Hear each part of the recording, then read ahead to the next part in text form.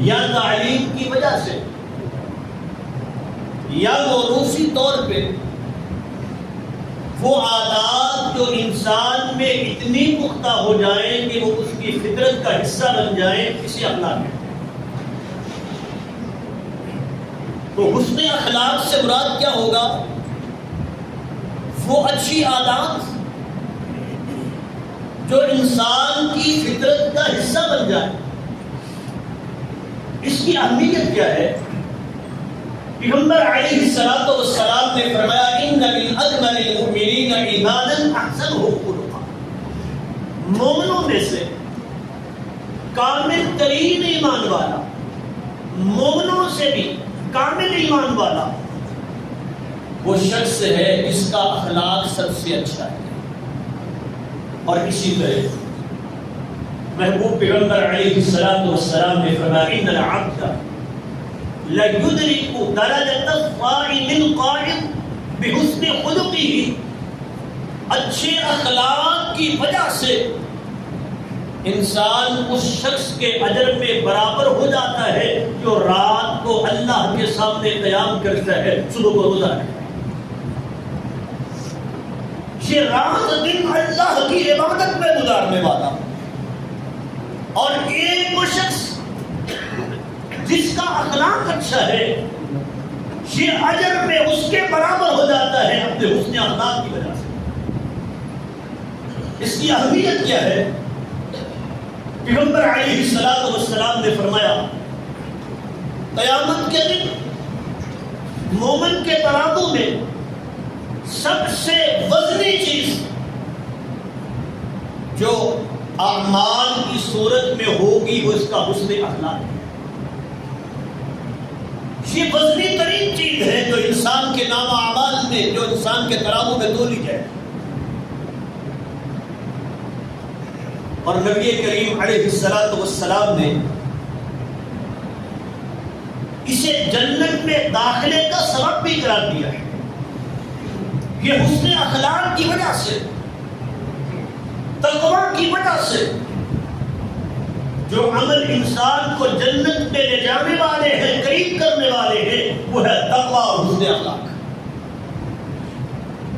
تو میرے عزیزو،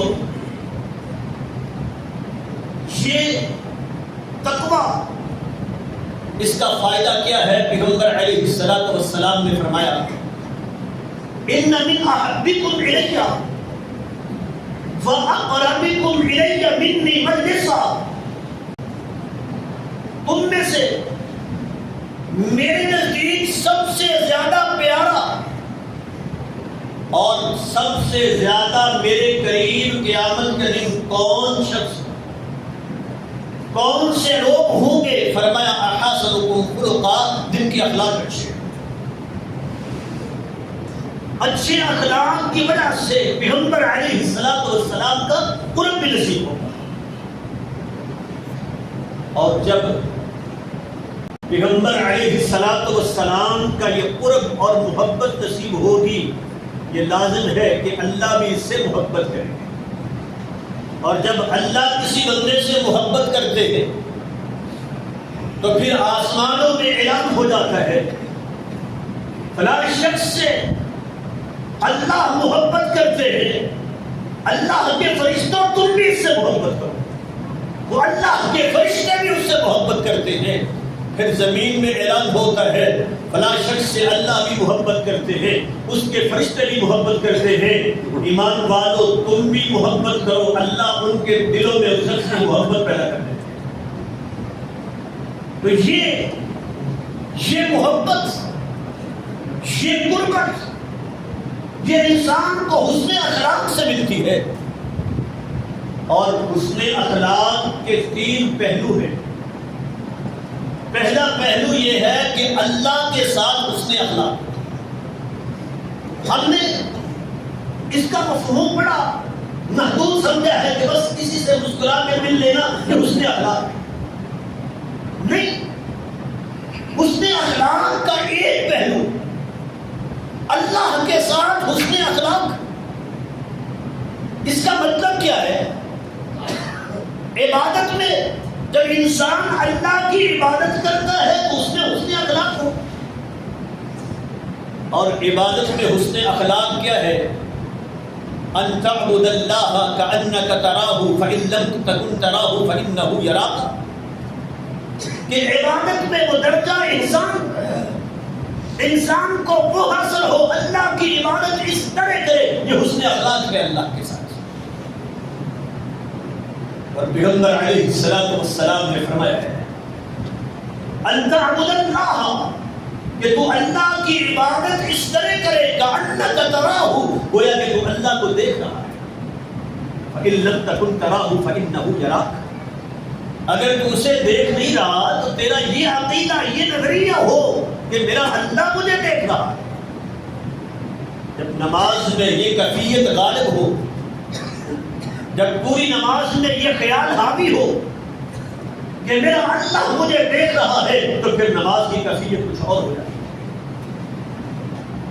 پھر نماز اطمینان سے ادا ہوگی، پھر یہ ٹھونگے نماز میں یہ نہیں ہوں گے، پھر نماز میں سستی نہیں ہوگی، پھر انسان اسے بروقت ادا کرے گا، یہ درجہ احسان ہے۔ اور اسی طرح اللہ کے ساتھ حسن اخلاق کی دوسری صورت یہ ہے کہ اللہ کے فیصلے پر، اس کے حکم پر یعنی تقدیر پر اپنے آپ کو راضی کر لے، یہ اللہ کے ساتھ حسن اخلاق ہے۔ اس کی تقدیر پر تو اپنے آپ کو راضی کر لے، مصیبت آئے تکلیف آئے تو شکوہ نہ ہو، نہ زبان پہ شکوہ ہو، نہ دل میں ملال ہو، اپنے اللہ کے ساتھ تو راضی۔ کبھی بھی یہ کیفیت نہ ہو جو ہماری ہوتی ہے، تھوڑی سی مصیبت آ جائے ہم کہتے ہیں رب نے ساڈا کر ہی دیکھا، میں تو کبھی کسی کا برا نہیں چاہتا، سارا میرے ساتھ ہی ہوتا ہے۔ تجھے نہیں پتا یہ دنیا میں امتحان کے لیے آیا ہے، یہ تیری جو مصیبتیں ہیں اللہ تیرے لیے جنت میں تیرے مقام کو بلند کر رہے ہیں، تو اس میں گھبرا گیا؟ ہر انسان سوال نہ کرے، اللہ سے مصیبت مانگے نہیں، آزمائش مانگے نہیں، لیکن آئے تو اس پر صبر کرے، دل سے اللہ کے ساتھ راضی ہو، اللہ سے کوئی شکوہ نہ ہو، اللہ کی تقدیر پر اپنے آپ کو راضی کر لے، یہ اللہ کے ساتھ درجہ احسان ہے، یہ حسن اخلاق ہے اللہ کے ساتھ۔ وہ واقعہ ہم اکثر سنتے ہیں کہ حضرت ابو طلحہ رضی اللہ تعالی عنہ گھر میں بیٹا فوت ہوا ہے، یہ سفر سے واپس آئے تو بیوی نے سمجھا کہ آتے ہی اپنے خامد کو پریشان کر دوں یہ مناسب نہیں، یہ تو اللہ کا فیصلہ تھا کہ اللہ نے بیٹے کو اپنے پاس بلا لیا، اب یہ نا اللہ پر راضی اس فیصلے، وہ بیٹا تو اللہ نے بلا دیا، آتے ہی پریشان کیا کرنا؟ پوچھا بھی حضرت ابو طلحہ رضی اللہ تعالی عنہ نے بیٹے کا کیا حال ہے، کہتی ہے پہلے سے بہتر ہے۔ مقصد یہ تھا کہ دنیا کی مصیبتوں سے نجات پا کے اللہ کے پاس چلا گیا، پہلے سے بہتر ہے۔ رات گزری تو کہتی ہے اپنے قامد حضرت ابو طلحہ رضی اللہ تعالی عنہ سے بتلائیے آپ کے پاس کوئی امانت ہو اور جس کی وہ چیز ہے وہ آپ سے مانگے تو آپ کا سامنے سے انداز کیا ہوگا کہ آپ کو برا محسوس ہوگا کہ وہ چیز اس نے کیوں مانگی ہے؟ حضرت ابو طلحہ کہنے لگے کیوں، جب چیز اس کی ہے وہ واپس مانگ رہا ہے تو اس میں برا کیا؟ خوشی سے اس کو وہ چیز واپس دینی چاہیے۔ وہ کہنے لگی پھر وہ بیٹا بھی اللہ کی دی ہوئی امانت تھی، اللہ نے واپس دی۔ اب آپ ذرا اندازہ کریں کہ دل کی کیفیت کیا ہو، دل سے اللہ سے راضی۔ اب ایک ماں سے لگتے جگر چھن جائے اور دل میں کیا ہے، میں اپنے اللہ کے فیصلے پہ راضی ہوں، ذرا بھی ملال نہیں، اللہ کی تقدیر پر، اس کے فیصلے پر اپنے آپ کو راضی کر لینا، یہ اللہ کے ساتھ حسن اخلاق ہے۔ اسی طرح اللہ کے ساتھ حسن اخلاق کا تیسرا پہلو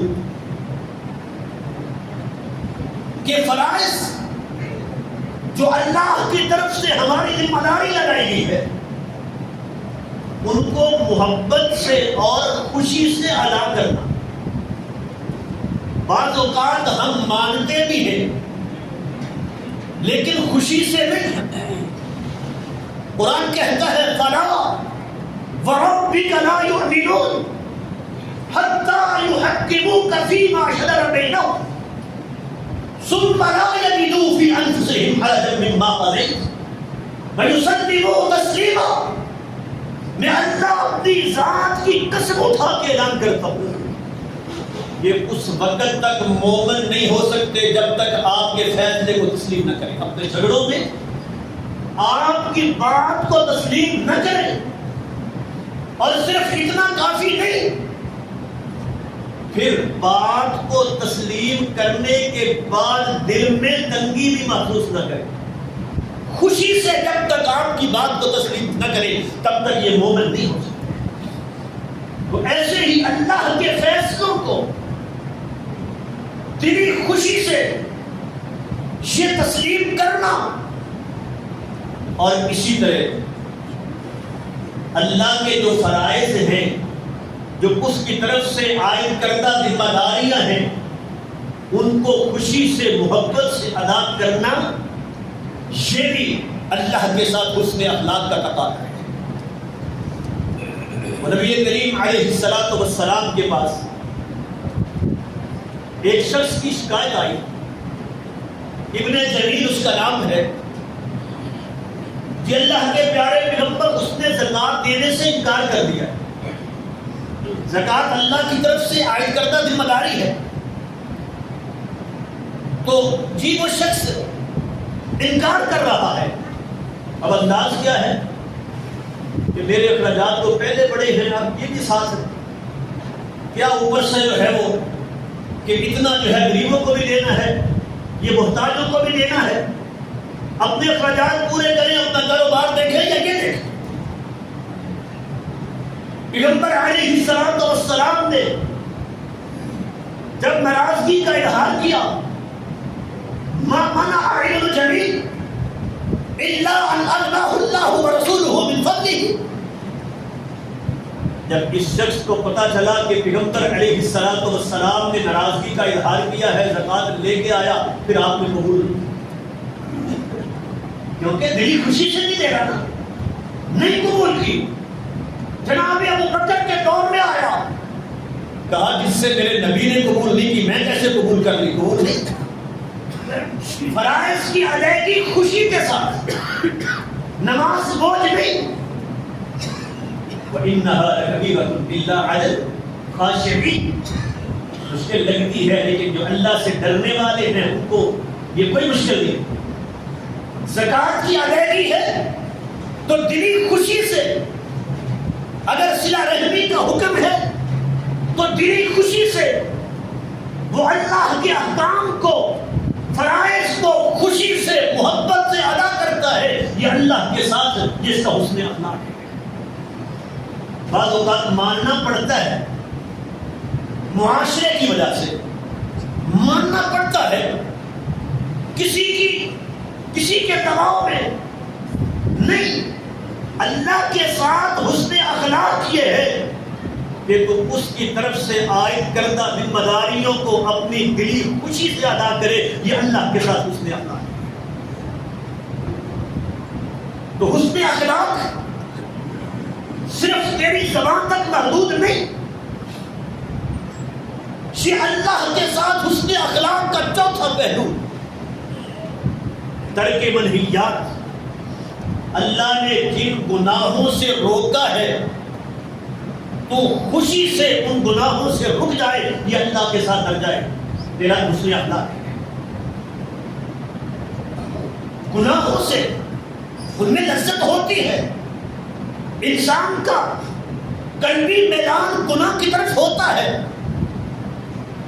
اسی لیے جنت کو ناپسندیدہ نظر آنے والی چیزوں سے ڈھانپا گیا.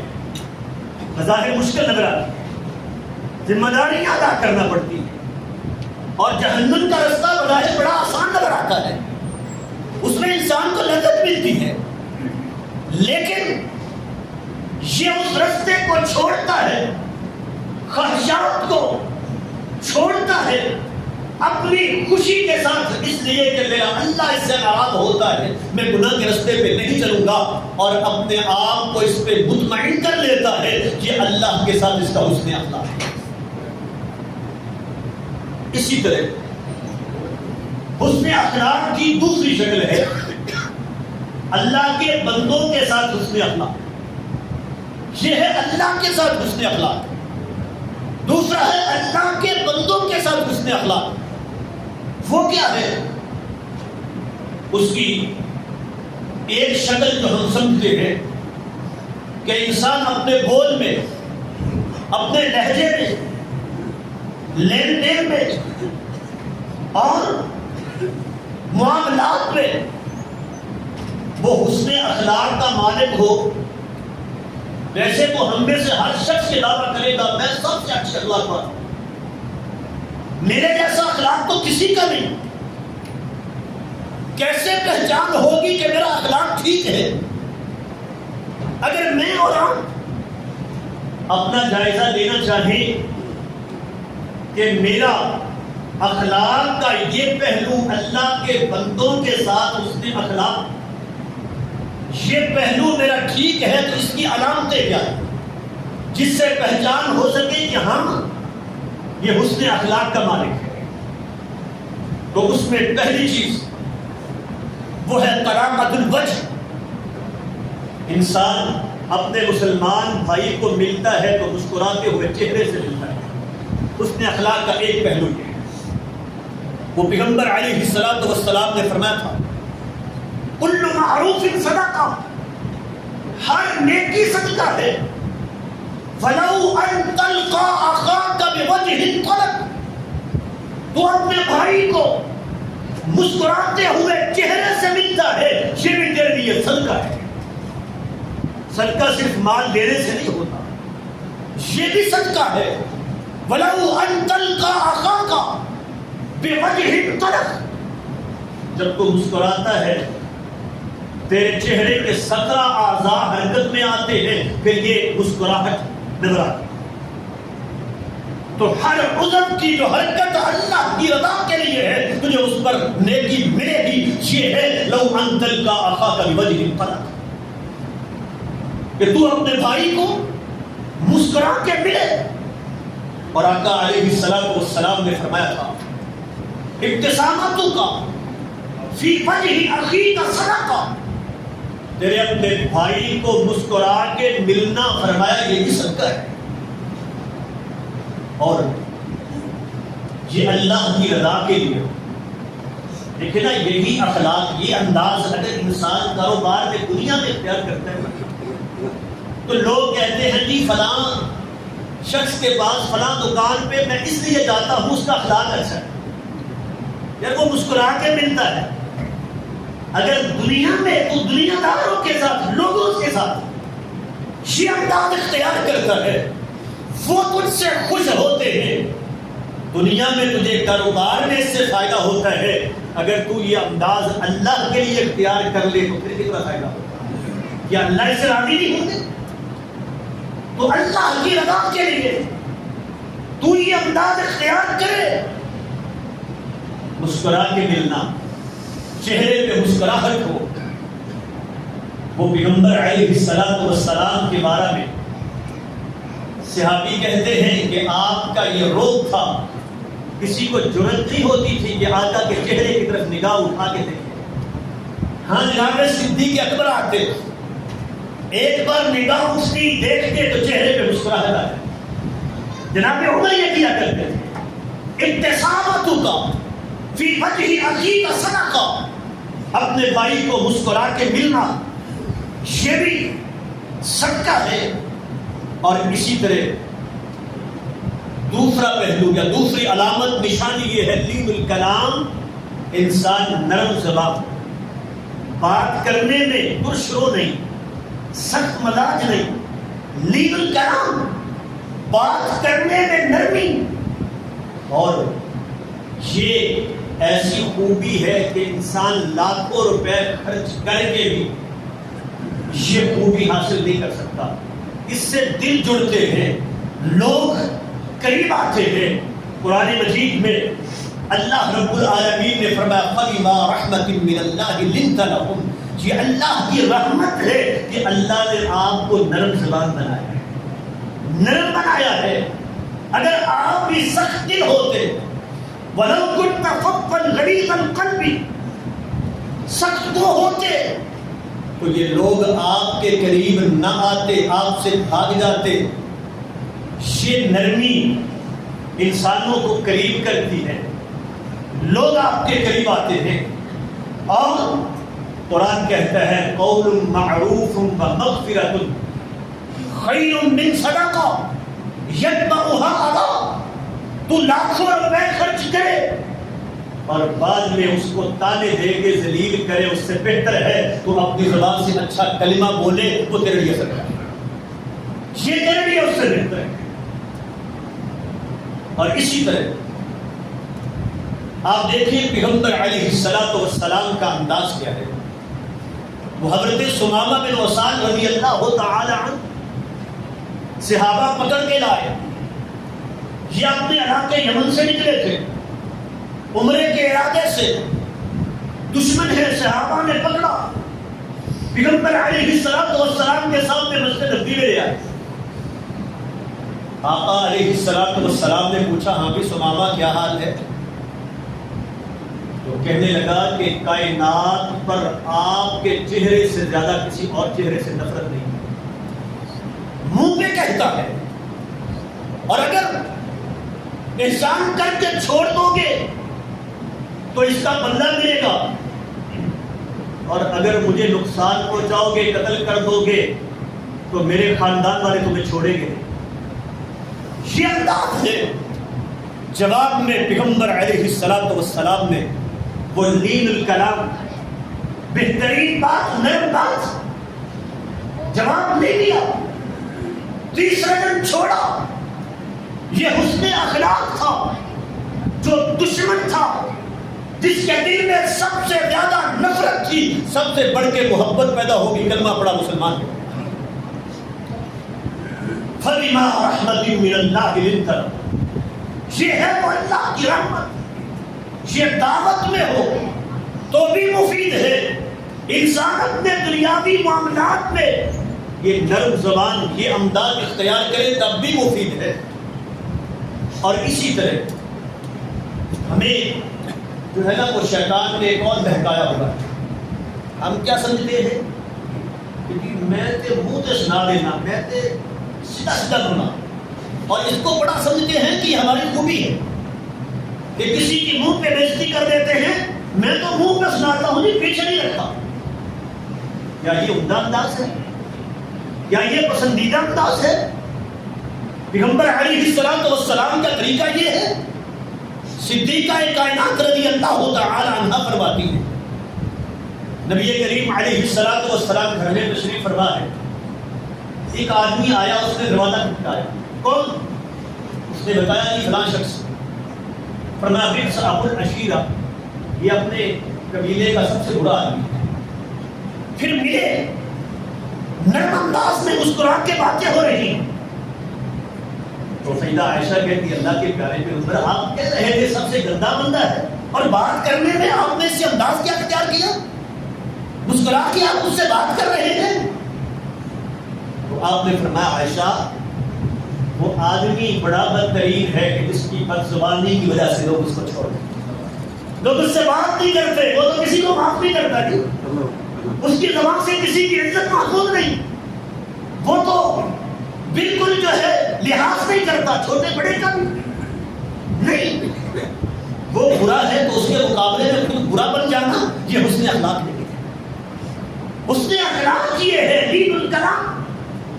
تیری زبان نرم رہے، وہ لہجے میں نرمی ہو، اور چہرے پہ مسکراہٹ ہو، اور پھر زبان سے کوئی ایسا کلمہ نہ نکلے کہ جس سے دوسروں کو تکلیف ہو. وہ عربی زبان کا مقولہ ہے جرح اللسان اجدر من جرح السیوف، یہ زبان کے زخم تلوار کے زخم سے گہرے ہوتے ہیں. جسے ہم پنجابی میں کہتے ہیں نا کہ بات نہیں بھولتی، وہ پنجابی میں کہتے ہیں پھٹ مٹ جانے نے کہ گولی نہیں بھولتی. جرح اللسان اجدر من جرح السیوف، زبان کے زخم تلوار سے گہرے ہوتے ہیں. کبھی ایک جملہ جو تو زبان سے ادا کرتا ہے، اس ایک جملے کی وجہ سے، اور دنیا میں دیکھیں تو کبھی ایک جملہ ہوتا ہے جو تخت سے تختے تک پہنچا دے گا، کبھی ایک جملہ ہوتا ہے تجھے ایمان سے کفر تک لے جاتا ہے، کبھی ایک جملہ ہوتا ہے جو تیرے سب سے قریبی تعلق والے ہیں انہیں تجھ سے دور کر دیتا ہے. اس لیے اس زبان کو سوچ کے اس سے الفاظ کو نکالا کرو کہ اس سے مسلمان کو تکلیف نہ ہو.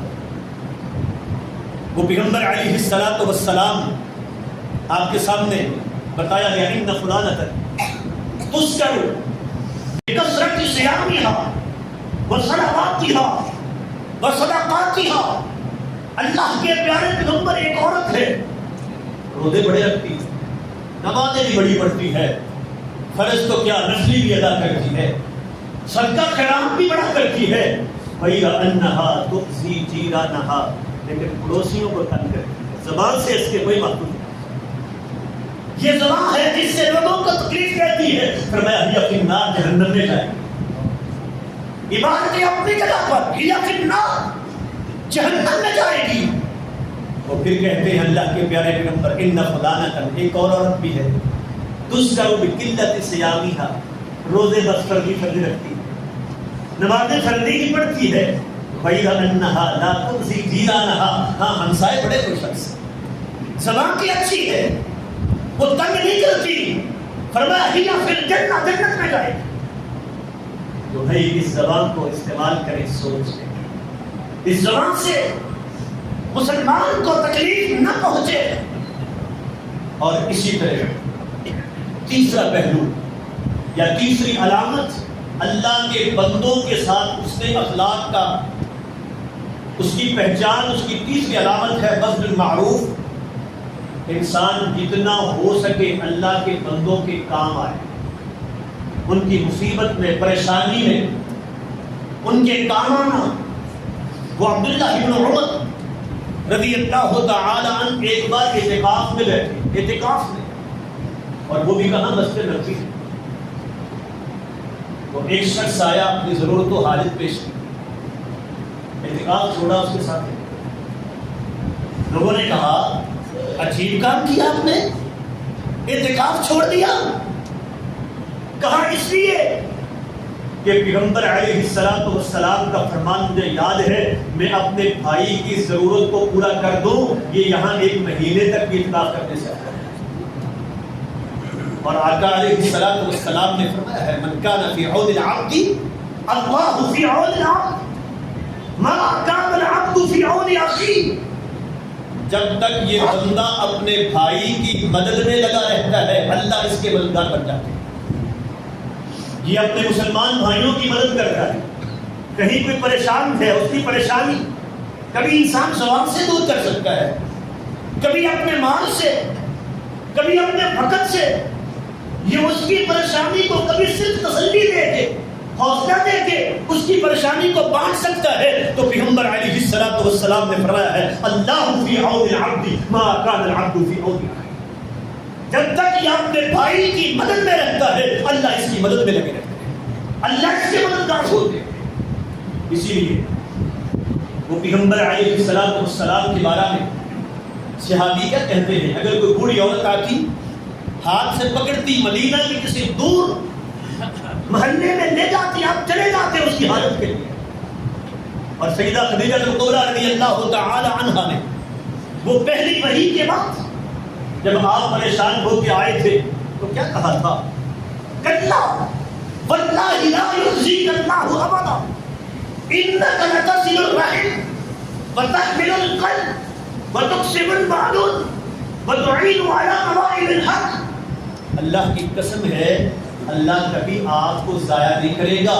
پریشان نہ ہو, آپ تو فقیروں کو کما کے دینے والے ہیں, مصیبت زدہ کی مدد کرنے والے ہیں, رشتہ داریوں کو ملانے والے ہیں. یہ ہے میرے نبی کے اوصاف جس کی گواہی گھر سے مل رہی ہے.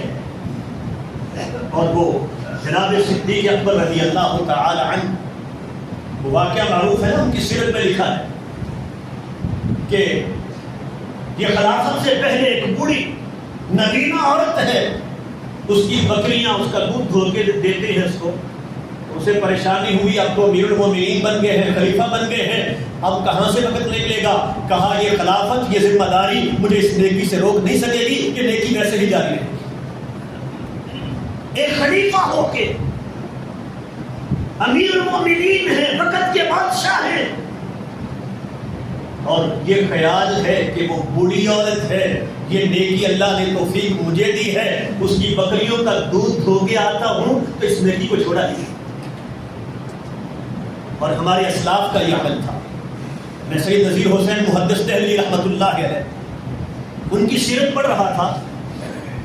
سید نذیر حسین محدث دہلوی, اللہ نے جن سے حدیث کا وہ کام لیا کہ آج جو بھی بر صغیر میں وہ قال رسول اللہ کی صدائی لگانے والا ہے, پیغمبر کی حدیث پڑھنے والا ہے, اس کا سلسلہ دیکھیں گے جا کے سید نذیر حسین محدث دہلوی سے. اور ان کے بارے میں ان کی سیرت میں لکھا ہے جب عصر کی نماز کے بعد ان کی روٹین کی بازار میں جاتے تو محلے میں دروازے کٹا کے عورتوں سے پوچھتے کہ اگر کوئی چیز منگوانی ہے, میں بازار جا رہا ہوں, مجھے دو میں دیتا. اللہ فی عون العبد ما کان العبد فی عون. جب تک انسان اپنے بھائی کی مدد میں لگا رہتا ہے, اللہ اس کے مددگار ہوتے ہیں. تو انسان کبھی اپنی زبان سے مسلمان کے لیے اس کو پریشانی دور کرنے کا سبب بن سکتا ہے, جب جملے اس کی پریشانی کو دور کر دیتے ہیں. اور کبھی یہ اپنے کچھ مال کو پیش کر کے, خرچ کر کے یہ اس کی پریشانی کو دور کر سکتا ہے. یہ حسن اخلاق ہے کہ تو اپنے مسلمان بھائی کی مدد کر جتنی ممکن ہو, جہاں تک ہو سکے. وہ اپنے علم کے ساتھ ہو, وہ اختیارات کے وجہ سے ہو, وہ اپنے مال کے ساتھ ہو, وقت کے ساتھ ہو. تو یہ حسن اخلاق کی علامت ہے کہ یہ شخص یہ بندوں کے حقوق کا خیال کرنے والا ہے, ان کی ضرورتوں میں, ان کی پریشانیوں میں ان کا ساتھ دینے والا ہے. یہ حسن اخلاق کا معنی ہے. حسن اخلاق صرف زبان تک محدود نہیں ہے, یہ بھی حسن اخلاق ہے. اور نبی کریم علیہ الصلوۃ والسلام نے فرمایا, ایک آدمی مریض ہے, بیمار ہے, مسلمان بھائی اس کی عیادت کے لیے جاتا ہے. کس لیے؟ عیادت کرنے سے ذرا اس کو حوصلہ تسلی ملے, کوئی بات نہیں, اللہ آپ کو شفا دے گا. اتنی سی بات کی, 1 منٹ خرچ کیا اپنے مسلمان بھائی کی عیادت کے لیے. آقا علیہ الصلوۃ والسلام نے فرمایا یہ صبح کے وقت ایسا کرتا ہے, اللہ 70,000 فرشتے مقرر کر دیتے ہیں, شام تک اس کے لیے دعائیں کرتے ہیں. شام کو کرتا ہے, پھر 70,000 فرشتے مقرر ہو جاتے ہیں, صبح تک اس کے لیے دعا کرتے رہتے ہیں, اللہم اغفر لہ, اللہم ارحمہ, اللہ یہ تیرے بندے کو پوچھنے آیا تھا, اللہ اس کو بھی معاف کر دے, اللہ اس کا رحم کر دے. کتنی اہمیت ہے اس بات کی کہ تو اپنے مسلمان بھائی کی اتنا کام آ جائے, اس کی اتنی حوصلہ تسلی اتنی سی دے دے کہ تیرے پوچھنے سے تھوڑا سا اس کے چہرے پہ مسکراہٹ آ جاتی ہے, اللہ 70,000 فرشتے مقرر کر دیتے ہیں تیرے لیے دعا کرنے کے لیے. تو میرے عزیزو, یہ حسن اخلاق ہے کہ تیرے چہرے پہ اپنے مسلمان بھائی کے لیے مسکراہٹ ہو, زبان نرم ہو, اور تو اپنے بھائیوں کی مصیبتوں میں, پریشانیوں میں شریک ہونے والا ہو. اگر تیرے اندر یہ خوبیاں ہیں اور اللہ کے ساتھ حسن اخلاق کے تقاضے ہم نے وہ بھی بیان کیے, عبادت میں درجہ احسان ہو, اور اللہ کے فیصلوں پر تو راضی ہو, اور اس کے فرائض کو اپنی خوشی سے, محبت سے ادا کرنے والا ہو, और जिन बातों से अल्लाह ने रोका है खुशी से उनसे रुक जाने वाला हो।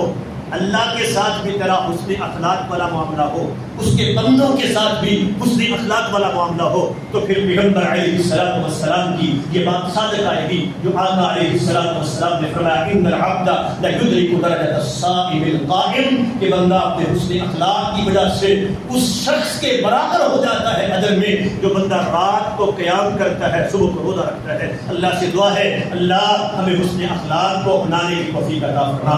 सुब्हान रब्बिका रब्बिल इज्जति अम्मा यसिफून व सलामुन अलल मुरसलीन वल्हम्दुलिल्लाहि रब्बिल आलमीन।